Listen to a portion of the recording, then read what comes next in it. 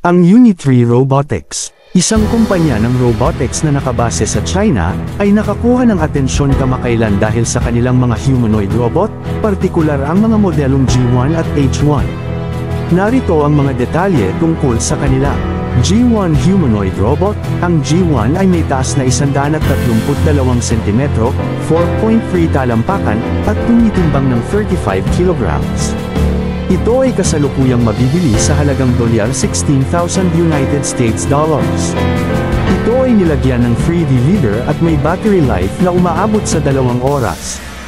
Ang robot na ito ay ginagamit sa iba't ibang mga demonstrasyon ng paglaban, kabilang ang mga martial arts tournament. H1 Humanoid Robot. Ang H1 ay ang unang universal humanoid robot ng Uni3 Robot Kickboxing Match.